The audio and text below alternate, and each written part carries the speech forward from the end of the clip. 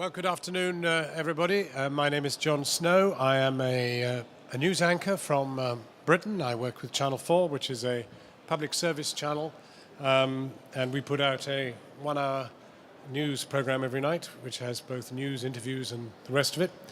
And I am joined here today by three eminent journalists. And we have Gardenia Trezzini, who is the boss of Euronews, the editor-in-chief.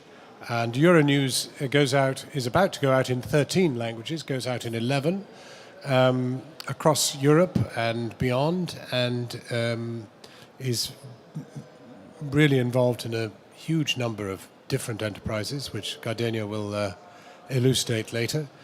And then Anva Versi, who is in a very different corner of the woods, Africa. He does African banking, African business, and New African, three great publications, which are read in some of the most remote areas of Africa and in some of the most densely populated. So thank you very much for joining us. And finally, Brian Kelly, editor-in-chief and head of content at US News. He has been there, I think, for about 12 years in that position, and is very well versed in both online and the old-fashioned hard print media experience. So let's begin with the negative.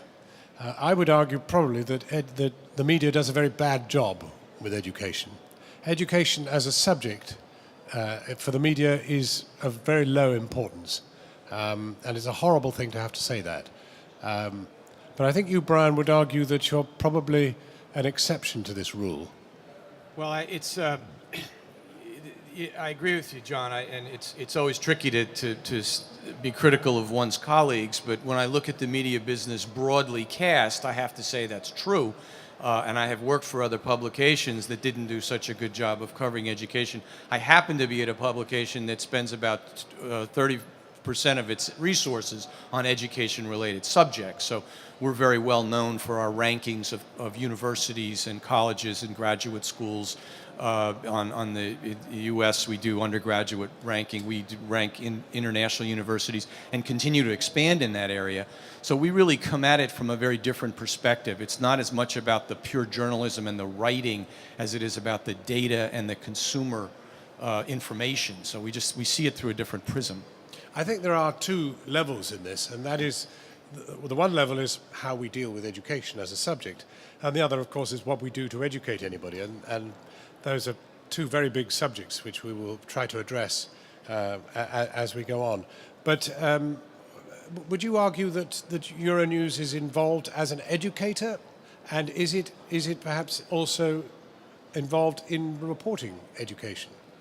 The answer is yes, but first I'd like to underline that for Rolling News channel, the first mission is not education. In general, it's to deliver breaking news, hard news information. Then we can discuss a long time if information and education are the same things or if they merge somewhere. Regarding Euronews, I can say that we have a peculiarity because we have chosen in our strategy of having a huge amount of magazines besides news. So we have a wide scope of topics. First of all, education. I'm here, so it's the right place to say we have a very good weekly program in cooperation with the Qatar Foundation about education, learning world. But we have dozens of magazines exploring science. Let me just stop you there, because Yes. that's rather an interesting fact. So you produce an educational strand which you would not produce if you didn't get assistance from the Qatar Foundation. Maybe not, you are right, but you know perfectly that for 24-hour news channel, as I told before, the first goal is deliver news, and then you have to analyze and to go more in depth, of course.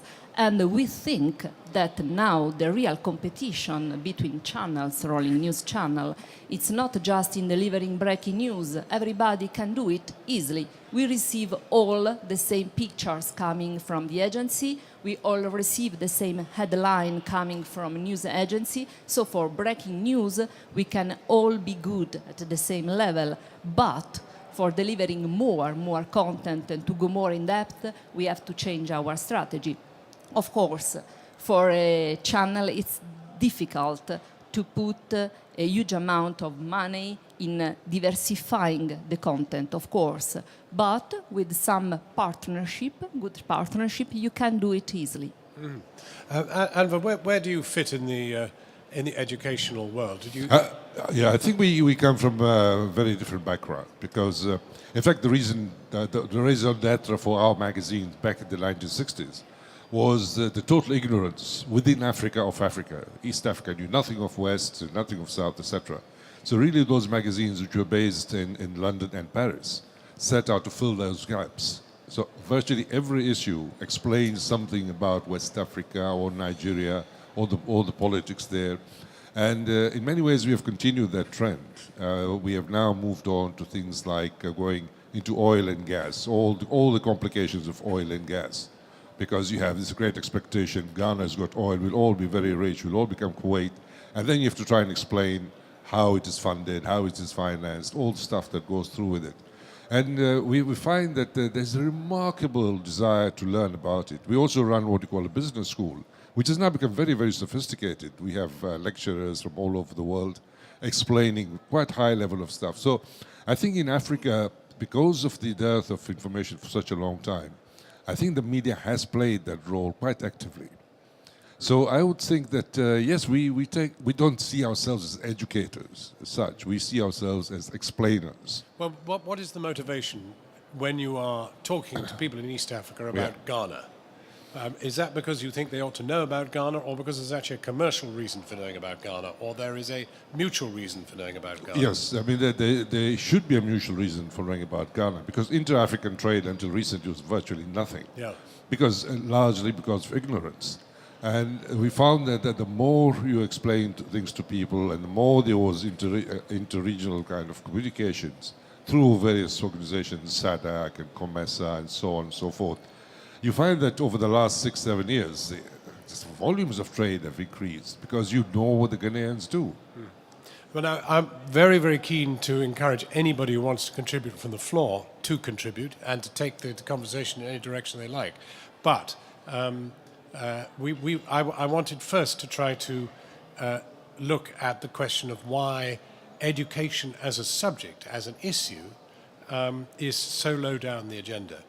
Given that in the end the sort of fundamental core human dependencies are education and health, both of them actually, unless they have commercial dimensions, which have some attraction to you, get very short shrift in terms of news coverage. Why? Hard question, but it's not just about education. Education doesn't bring money, as you say, but unless if there is some commercial, of course, purposes. And in general, it's considered for TV really boring.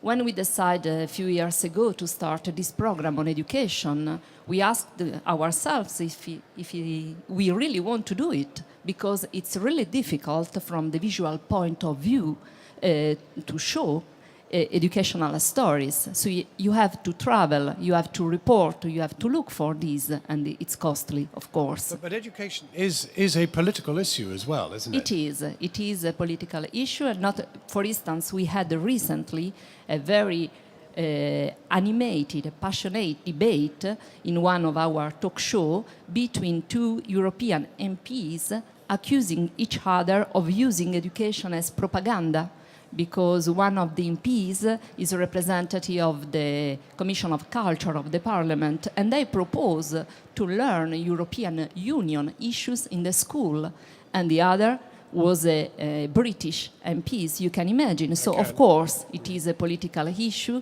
and it's the reason why you have to touch in a very prudent way. Mm-hmm. Why do you think education per se as an issue. I think it's just not sexy enough. I think And the yet, two. when, you see, if you take your argument that people reading your magazine Yes. want to know more about other bits of Africa, Yes. surely they might also want to know about other ways in which other African countries are tackling the education deficit. Yes. How are they getting more kids into school? Yeah. How are they, how are they financing? Are they turning to the private sector? Is the church doing it? Is it NGOs? Surely it's actually quite a fertile subject. It is a very fertile subject, but to be perfectly honest, John, until I came to this meeting today, it was something I would just never think about. You just take education for granted. The schools are being run somehow, somewhere. And the education we're getting is probably the only way you can get this education. I think it's only when you get to a position when you don't get education, like in South Sudan now, for example, or in many other countries where there is no education, there's great hunger, that people start looking around. But frankly, it was just something you took too much for granted. Right. And it's not sexy enough. Let me bring you in over here. If we get a microphone to the bow tie, please. And then we'll take the orange tie. My name is John Levine, and I was the dean of the Medill School of Journalism at Northwestern University, and I ran newspapers and magazines and film companies before that. I think there's a more fundamental problem. The fundamental problem is that until the recent era, news was breaking news. We had a monopoly, all media did, to some degree, and so we covered what happened yesterday. School board meetings are really boring. Most things that happened yesterday are really boring. Sadly, we in the media have not made the transition to the degree we should. U.S. News is a good example of an exception to that. But if I walked into those two news organizations and I heard somebody in television say that there is no visual in that, I think it's just not true.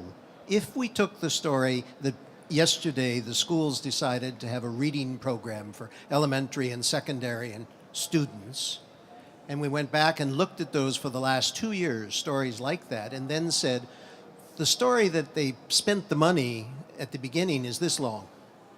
The story that matters is to have a calendar of events coming from all the things they've started to go see if they've had any impact. And I would argue that the impact 2 years later of squatting down next to a third grade child as an adult and reporting to the community what learning to read is about, or talking to employers and high school students about what colleges they got into or what jobs they're not getting into, would be something the community would have huge interest in. But in our heads, the picture was you cover the bureaucrats and you cover yesterday, and then there are no visuals. Mm-hmm. Now, fortunately, some of the new media are starting to say we're not going to stick with that legacy model. Some legacy companies are breaking it, and some others are breaking it. But it's there, and if schools don't say we have a story to tell, and we're going to be transparent and tell it, and the media doesn't change its model, then we deserve what we get. Well, but there's plenty there to do. I think you've touched on a very important element, and part of it is, of course, the development of the multi-platform age, and that is going to transform things. And many schools, of course, have got their own websites and all the rest of it, and are able to. The legacy can do it, and we'll explore it a little more in a moment. But let me bring you in next. Yeah, my name is Abdul Wahid Khan. I used to be the Assistant Director General for UNESCO, responsible for media and communication. And before that, I was president of a very large university with a little over 3 million students population. You are the perfect customer. You combine but that's both precisely elements of our debate. Precisely why I decided to intervene. Media is a very important part of social institutions. When you look at the number of hours per week, we're told that something like children watch television alone for about 21 hours a week. But at the same time, during this period of exposure to television, they also watch 200,000 acts of violence, murders, killings on television screen. The blood is splashed on television screens on a daily basis. So media as a social institution can play a positive role, and I will give you an example of a positive role of media, but it is also unfortunately playing a very negative role in society today. Now, this morning the discussion was that health sector is able to attract more funding than education sector. Now, when you take the argument that education is an enabler for all other social services and activities, then why is it that education does not get the same attention as other social issues? Take, for example, environment. Just one more example of environment was not in the forefront of the social agenda until the media really started noticing, and thanks to Al Gore's Inconvenient Truth, that it came to the fore. Today, environment is on top of the agenda. Unless the media decides to take education and engage in strong advocacy in raising the issues of the children deprived, the corruption. You say in media is, education is not a sexy issue. Come with me to India, and I will show you a lot of corruption in education. So let me just make if I can make a radical proposal, sort of picking up on Anvar's point, and that, which is maybe we need to take the education beat out of the education page and put it on the business page. I think one of the issues that's come up in this conference in a couple of very provocative discussions was this education is a lot about the economy. It's a lot about jobs. And I think when you frame it as a jobs issue, it takes on much more urgency. And I think maybe, using the analogy with healthcare and how we began to see healthcare through a different prism, I think there may be an opportunity there for education. I don't know if any newspapers are going to pick that up. Certainly we look at it that way at U.S. News as a consumer issue. It is about individual people making choices that have to do with their livelihood. And I think we have framed it more of an abstract policy issue in too many ways. So, surely one of the reasons why healthcare, long beyond the Obama healthcare bill, is such a big issue is because there are big commercial interests in healthcare, and they're trying to break into markets all over the world. In Europe, they're already in America in a very big way, and that, of course, makes it an economic story as well as one about health. Now, that is just beginning to happen in education too. There are big commercial interests trying to break into education.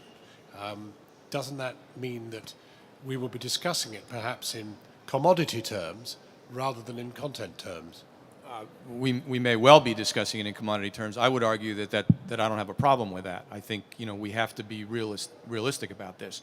Education is a commodity of sorts. Certainly in the higher education field and in the private field, it's extraordinarily expensive commodity, and people are very concerned about getting return on their investment. And I think you have to treat it that way in some instances. Let's go back to our audience, and there's a question here. Hello. Hi, my name is Yara Darwish, and I'm actually a wise learner, and I'm a journalism junior at Northwestern University in Qatar. So you've been talking about the lack of education coverage in Western media, but actually we see the opposite happening here. Here there is an increased interest in education, and it is heavily covered in our local media. We actually have an education journalism class taught to us in university. So, and people that are being critical may blame this on the political agenda of the country. So how can we revive the newsworthiness of education in Western media in order to meet up to the interests and needs of this region of the world? Well, it's very interesting because Gordon Brown this morning in the plenary, the first part of the day, mentioned Malala. Malala single-handedly, in the most painful and horrible way, has brought the question of women's education, girls' education, right onto the front page of every newspaper in Britain, every channel in Europe. It is an enormous story, but it's taken the most horrible and traumatic event to bring it to people's attention. The Olympics and the issue of, which was raised by somebody yesterday in one of the sessions, as to why there were so few Saudi women athletes competing. These issues only seem to occur in terms of mainstream Western news consumption when something awful happens. I don't know, what do you make of that? I think there is coverage of education in the West when, for example, people are worried about the results of schools. I think you remember in Britain this happened, when suddenly But we... her specific issue, these yeah. questions like women's education, Yeah. the deprivation of education in the developing world, those things do not make it into the mainstream. They don't, because I think by and large, education, access to education is open to everyone. So the only exceptions might be people coming from certain very, very traditional societies who might not want to take opportunity of that education. So it is not a story as such, because you get it. It is there. It is available. So the only thing you're 60 worried million is a about... big number. 60. We were talking about the Western press. Well, I was talking about the press generally. The press generally, again, is, as you said, education is quite important. I think in India it is also very important, but I think you'll agree with me, it's only again when you have corruption issues that crop up that it really takes on a certain kind of a public nuance. And in Africa it's also very similar in many ways. But hopefully events like this might shift the focus away from education as an event leading to other events, and we might have a little greater coverage of education as we go on. I just want to answer directly that it's true that the news agenda decides in general the coverage of the channel, but it's not just in a direct way. For instance, in the last 2 or 3 years, we have been covering a lot of education issue, and I don't talk about learning world, but in news or in social reports because of the economic crisis. So it depends on the circumstances. We had a number of stories about students studying new languages in order to immigrate and to find a new job, and also teachers moving in Europe or outside Europe to find a job, Portuguese teachers going to Brazil or to Africa to work. So education is a matter for news in a large meaning, I want to say. And it depends on the news agenda, but also the general trend, let's say, because, for instance, environment, it was really fashionable till up to some years ago, but now, because of the economic crisis, we don't have on the top agenda environment. You have to recognize that the importance is really low now. So, of course, the news decide everything, but then we can think about more in-depth coverage under different perspective. So to Gardenia's point, though, I think, there are news executives who make decisions like this, but there aren't that many of them anymore. I mean, when you think about, go back not many years, and there were probably 20 institutions at least in the Western media, but everybody read the Western media. So the New York Times, the London Times, BBC, ITV, there were a handful of institutions that were gatekeepers, and they made decisions, and they could make a decision to say, well, education's important, let's put it out there. That world is shattered now, completely gone. There are 2,000 institutions that matter in some form, and new ones being created all the time. It's a little scary because we're in the middle of this complete disarray, but I think it will reform itself. It is reforming itself.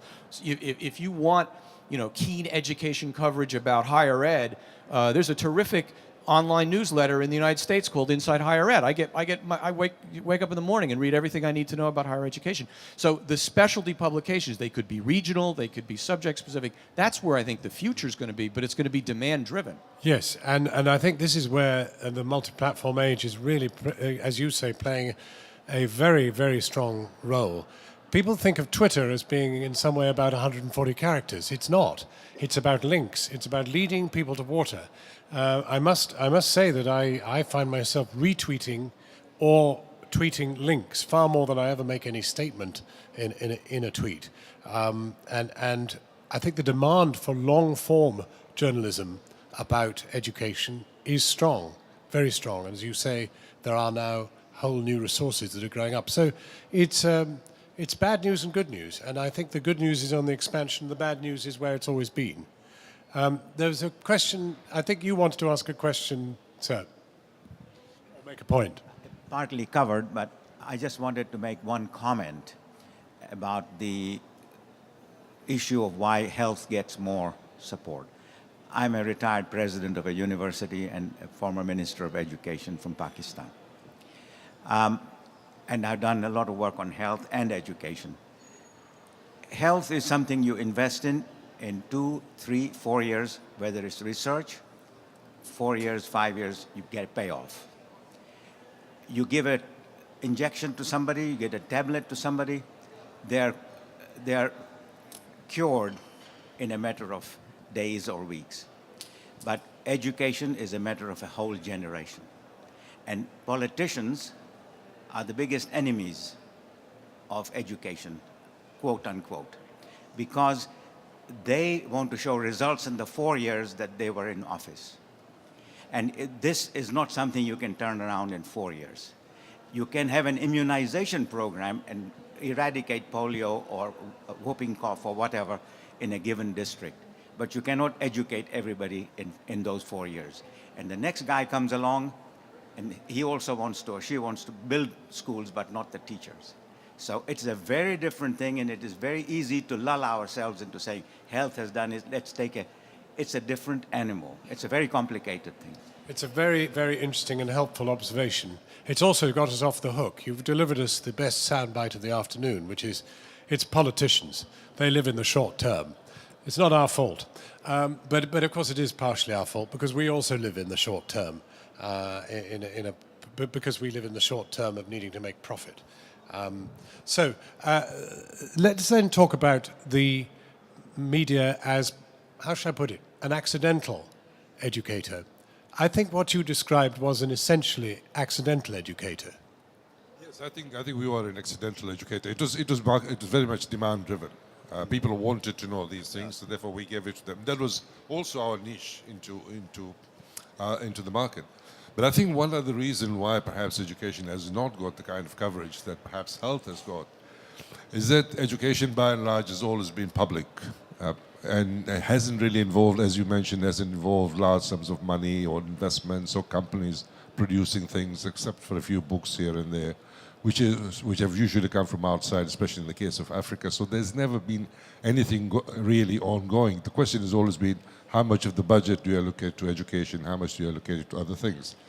Now with the increase of private education in Africa, and it's going up by the day, now we see a great deal more of debate, public debate, about private education, the cost of private education, whether public education will suffer as a result, and so on. So now we're beginning to see for the first time a real debate and discussion going on about the provision of education. What about US News and World Report as an educator? I mean, leaving out the whole aspect of education that you cover for other reasons, what about as an educator about specific issues? Let's say we have the case of Malala. Suddenly, surely you have to explain to people how it is that there are girls who are deprived of education. So there is an educative role there, isn't there? Well, yes, there are two parts to that, John, and some of it is if you look at U.S. not to dwell on U.S. News, but it's an interesting case study. You know, we were a traditional news magazine founded in the 1930s. We have really remade ourselves as a digital publication. We probably have 6 times the audience we did. We have about 15 million people a month coming to our website. But they don't come for a package like a magazine. They come for all different kinds of things. So they might want to read about Malala. Our news editors will be making real-time judgments about how interesting that story is. In the old days, it was top-down. I'm the editor. I would say, that's an important story. Put that on the cover. I can't do that anymore. They're looking at it on a minute, minute-by-minute basis. They're saying... Your output is being edited by your consumers. I am at the bottom of the food chain now. It's frightening. I mean, you know, I used to be a gatekeeper, and I'm not. And damn it, it's not... But it is what it is. I'm living in that world. But it is completely reversed, just to take us as an example. So it is a bottom-up. It's, you know, they'll put up that story, and how many people are looking at that? Do they want more information on that story? It's the audience demanding that. That's what you're really seeing. The other piece that we do is the more consumer information, where we're actually going out there saying, we're going to help you find a job. We're going to give you tools to find a college or a hospital. That's a very different way of looking at journalism. We had a thing that it was a tradition in the magazine called News You Can Use. It was a section of the magazine, and it always made me think, geez, if we have a News You Can Use section, what's all the rest of the magazine? You know, the news you can't use. But it really does give you a delineation that the people are going to get what they want in this marketplace, because that's the way the internet works. Are you still the gatekeeper, or are your viewers telling you what you should be doing? Both are true, because of the market and the environment that is changing all the time, forces us to change our strategies. And of course, the main strategy now for the media, the biggest, is the new media, of course. And using the new media for delivering content and also for getting feedback from the viewers, I think that we are recovering some kind of role of educator, because we can have a direct relationships with the viewers. In general, with the classic TV, you are sitting in front of the screen, you change with the remote control, and the relation stops there. Now I think that despite of the content, you can have produce a good or bad content, but you can have a real educational relationship with the viewers, also if it's not the main aim, but in fact, this is the reality. But what you have both described is effectively the democratization of the mass media. And that is an amazing moment, because it means that everybody in this circus here, for example, really has a chance to influence what is in the media. The capacity to contribute material, for example, has vastly increased because of the ease of sending it in and the rest of it. But so too has the capacity to affect demand for subjects. I mean, you know, somebody with a good membership of an NGO can whistle around their membership and say, get some emails into, get some tweets into whoever, and see if you can get them to do something on this subject. And invariably, I think you tend to if you get enough of them. Well, I also think, you know, not only get them, the media to do something. People come to me and say, gee, why don't you write something about my organization? And I say, your organization is a publisher. Why don't you publish your own story? I mean, everybody in this room who has, you know, a connection to an institution could do the story that they want me to do, and as long as they could find a way to get it picked up, it would have as much impact and value in many cases. Everybody's a publisher today. So, you know, that, as you say, John, that works both ways. There's a point I want to make later about the downside, but it is an opportunity. Okay, well, let's keep with the upside for the moment. But there's a point here, yes. And then we have a point over here. Hello, I'm Catherine Adams from the United States. And the point you were making about the media being explainers or educators, and explainers versus educators, I think when we talk about the new media, you really are shifting now to educators, that with interactive material and material where it links you to supporting articles. So you read one article, it leads you to a background story, leads you to a social interest story related to the same topic. You really are educators. So I'm wondering if you might comment on that and how it changes your responsibilities as journalists now that that is your changing role and the changing way that we consume media. It's a very good question, because, of course, it coincides with the reality that all of us have been paring down our staff and the rest of it. Do we actually have the expertise to be an educator?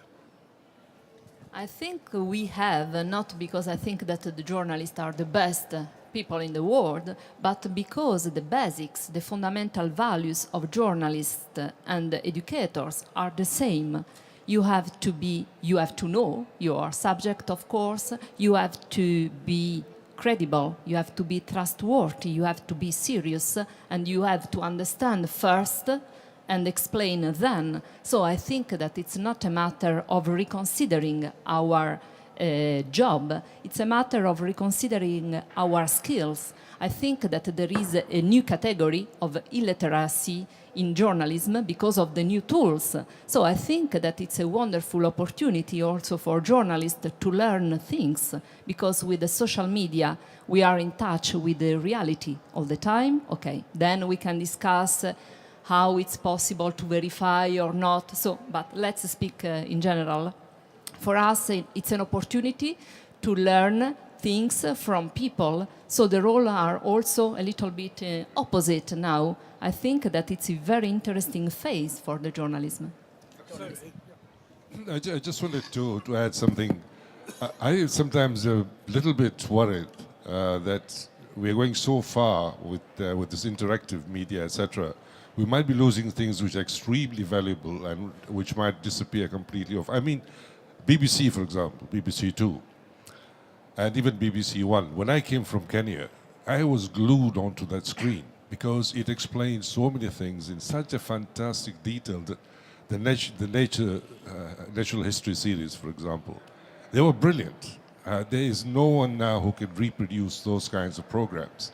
And I think if we lose that, and they all started off to try and explain the natural world, and then they've gone on, and now we can go right up to the moon and Mars and back, and go right down to the little ants and their lives.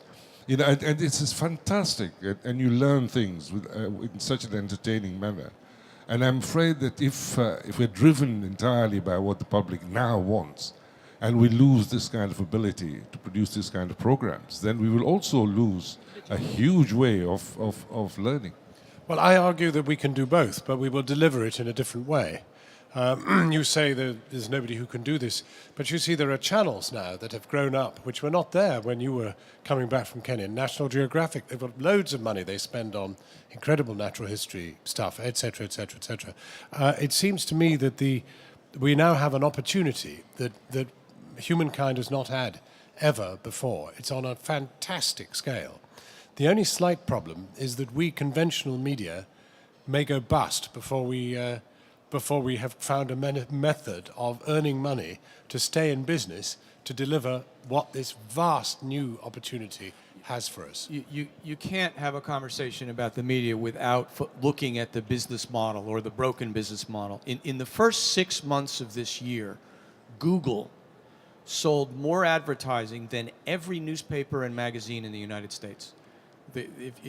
On a dollar-for-dollar basis, took every dollar spent on magazine and newspaper advertising, Google, which has been rising like this, and they've been declining like this. So you look at numbers like that. The internet is a force of nature. It is not, nobody, you can want anything to happen, but you're not going to make it happen. The internet is one of the most powerful things we've ever seen. So the question is, how do you harness it? How do you try to make it work for you? You have something like the Guardian newspaper in England, which had a circulation of, I don't know, about 400,000, not very many, but has a website that is hit by 18 million hits a day, but they are losing money hand over fist. So, you know, there is this very awkward moment in humankind's opportunity where the money, the opportunity don't yet fuse. I'm going to turn to you. Yes, indeed. Sorry. Is it still? I know the conversation's moved on a bit, but just a point that was made previously by a few of the members. Bad news sells. That's a society issue to discuss and a psychological question.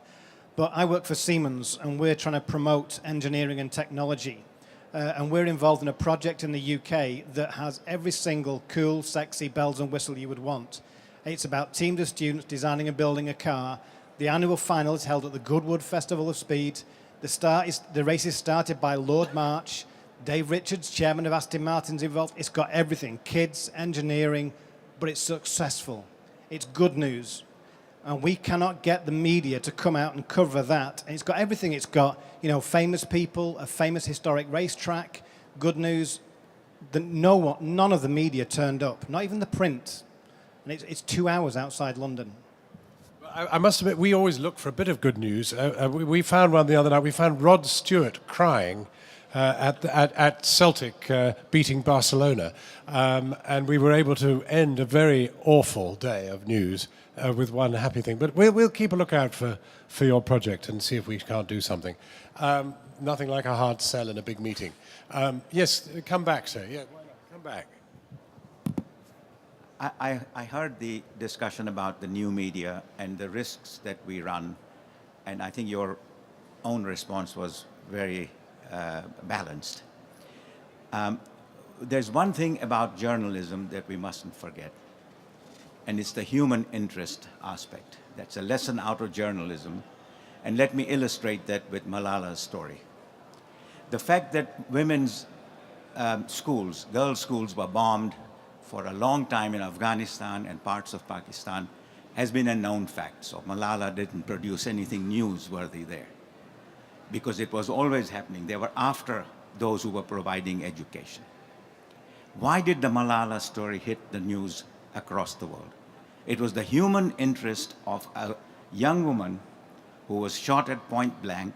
She was able to survive. If she had died right there within 24 hours, a very good send-off and the story would have finished. The fact that she went to London, there was a human interest follow through. There is a huge interest in the Western world about what we could do to save this. So I think that the basic point I'm making is that it is the human interest aspect, not just the disaster aspect. So if you can create the good old, if you can continue to create the good old principle of human interest in journalism, because that's what sells. It isn't the girls' education that was selling. It was Malala's condition that was selling. I think the question which then flows thereafter, once you've got through the value of the human story, there is this question of what happens after that. When does information cease to be education and become propaganda?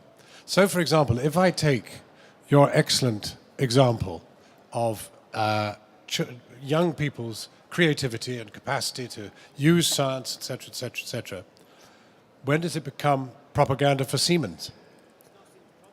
Or, well, I mean, you know, when does it... The danger always is that you are going to eventually arrive at a place where what you're covering is something which is serving somebody's commercial interest.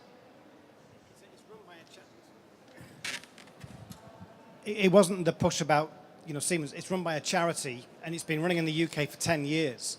But it's good news because kids are doing great things. They're learning, going on to higher education, engaging disenfranchised kids. But because it was a very good news story, the media did not want to turn out.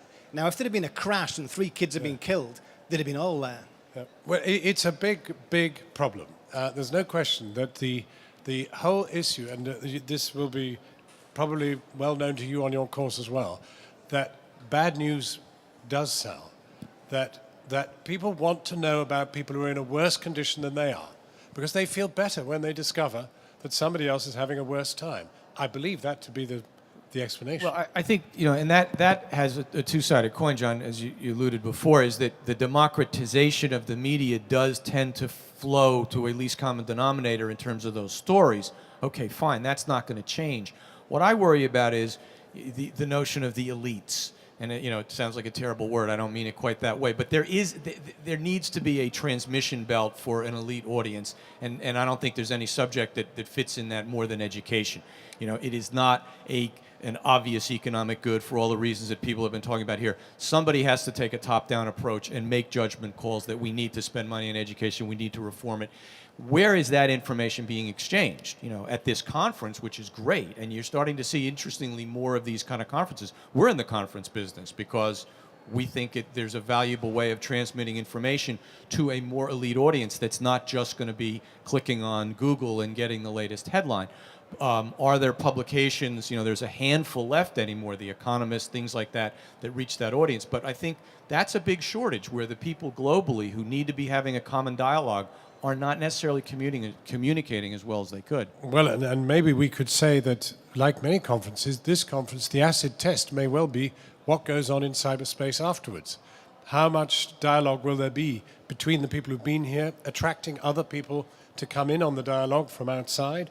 How much fertilization will flow from this event? How good will we be at using the opportunities of the multi-platform age?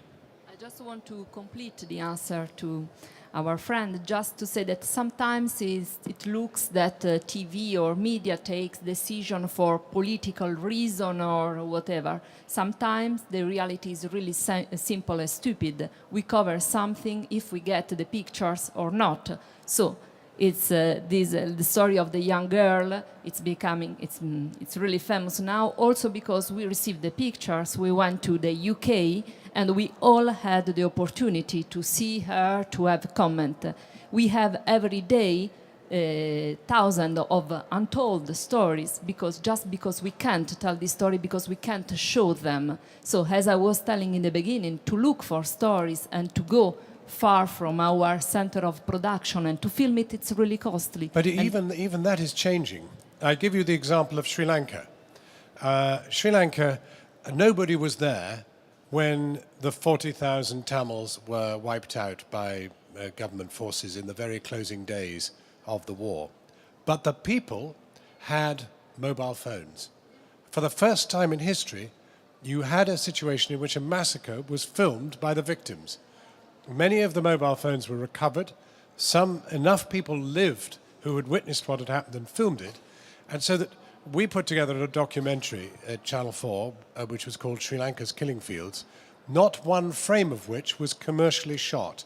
Every single picture was shot by a participant, by somebody there, either from the Tamil side or from the Sinhalese side. And it was a breakthrough moment, because in Rwanda, in Srebrenica, there were no images. There was nothing to prove it had happened. And therefore, in a sense, the vastness of the story was reduced. Sri Lanka, the victims actually told their own story, some of whom never lived to see the fact that the story was told. And that's got to be a transformational moment. It'll never be possible again, and that's not a wholly developed country, for an oppressive regime to kill its own people without anybody ever finding out. Of course, it's a tricky weapon for the journalism as well. As we said before, of course, there is the problem of verification of what is going on, but it's true also that we were discussing just before the meeting here, also the mistakes now for journalists are less serious, are less important than in the past few years. Now you have a headline on the website, maybe you make a mistake, 2 minutes later it's corrected and nobody cares. So everything is changing. But in Kenya, for example, the same Ushahidi system was used the other way around completely during the violence in 2007, when there was a lot of disinformation put on in the public space. And a great deal of the rioting that happened, and a lot of the killing, came about as a result of misinformation by people who knew how to use social media. And one of those persons is now going to be standing trial at The Hague for doing precisely that. And the feeling is that had he not done it, had he not misinformed people, and he didn't do it through the official channels, it's all done via the mobile phone and Facebook. So it's a double-edged sword, and how we're going to take it, I think, puts a lot of onus on the public broadcaster. Well, that takes us really to where we should start to produce some conclusions. We're living in an age of opportunity and an age of risk, high risk in terms of distorted information. That's a serious issue. And it's a serious issue for the media to tackle if it seeks to be an educator. And I suspect we do seek to be educators. I think we seek to be information providers. I think that to say educator probably crosses a little far for me, but I will admit I don't know where this is going. You know, at the risk of using a baseball analogy at an international conference, I'll probably fall on my face. If the media business was a baseball game, we would be in the first inning, and I have to append there are 9 innings in baseball, right? So I guess that's clear. But we've got a long way to go, and you really have to be very humble about understanding what's happening and really trying to iterate on a daily basis and see where it's going to go. Hopefully, John, you're right. There's more good than bad here. I think our role is changing very much. I don't think we are so important as information providers. There's plenty of information. In fact, I think there's an information overload. And a lot of people from now want information explained to them or analyzed, which again gives the onus back to you as a broadcaster or you as a publisher, because you're still deciding what people will finally decide or agree on, because you will analyze what they're doing. So I don't know how far we have actually moved down this line. Well, there is another area of good news. And the good news is that distance learning, which was once dependent upon traditional outlets, traditional terrestrial outlets, has been completely liberated by the digital age. And so tailored distance learning that doesn't require the media to do more than generate some content and make it available has really been freed from the shackles of I'm afraid you can only have 2 hours. I remember the Open University in Britain, you used to have to be up at 2 o'clock in the morning to record your lectures, and you would get from 2 until 5 a.m. to get the material from which to learn. Those days are over, and that's got to be good news. We're now talking about an age in which a whole different range of platforms are now available for distance learning. And that's probably the greatest educational breakthrough that's occurred in our new multimedia age. Would you not agree? Absolutely. I think, and that, again, we're just beginning to see the start of that, and that is going to be transformative. And look at this country. I mean, we've got, I don't know how many universities are located here, something like 6 or 7 American universities have outposts here. And they must entirely be, they must be extremely dependent on the new media age. So we're concluding that there is good news in terms of access, opportunity. There's bad news in terms of the old media's capacity to rearrange its financial model to take advantage. But you got the good news that you found a way of embracing the new age without losing your principles. You are still the organ you were, but you just manifest in a different way. So far, we have been fortunate. Yeah, we maintained our DNA and transformed it into the new media world, and it's working well for us. We're very happy about it. And you are still basically, in your African spread, effectively old media. We are effectively old media, and we don't really have any intentions of changing yet, because we have had the best 10 years of our existence. I'm not worried that you've got another magazine opposite you, which in the first world has really had to sort of more or less not say yet goodbye, although Newsweek have said goodbye to their hard copy. Yeah. But they were in the 9th innings when we hadn't started our first. So we've got a bit more time to go yet. I just want to add the bad news because you say the good one. So I think that the bad news is always the same. If school were more efficient, TV wouldn't be as powerful. So I think that we have to, this is a contact point between education and information. Sometimes TV fits where the lacks, the weakness of education are. So I think that it's bad news anyway. Are there any more points from the floor? Well, then I think that this has been a very interesting session because it started with a confession, and the media doesn't often make a confession, and that was that we don't cover education well. But we've managed to end it with a really, I think, hopeful, positive, and optimistic message that it's all there for every one of us, whether we be in NGOs, in government, in educational institutions, or whatever, to seize hold of and contribute. It no longer belongs to anybody who can shut us out. We have vast opportunities, and if we, conventional media, can adjust ourselves, we too can join you and take the same opportunity. I'd like to thank our 3 guests very warmly, and even more, I'd like to thank you for being such an excellent audience. Thank you very much.